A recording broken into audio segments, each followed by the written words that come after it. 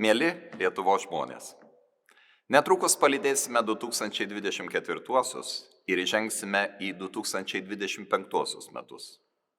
Praėjusius metus pažymėjome šauniais Lietuvos sportininkų startais olimpinėse ir paralimpinėse žaidynėse, mūsų kultūros triumfu Lietuvos sezone Prancūzijoje.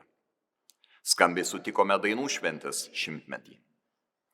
Tegul ateinantis 2025 būna dosnus pergalių visai Lietuvai ir mūsų šeimoms.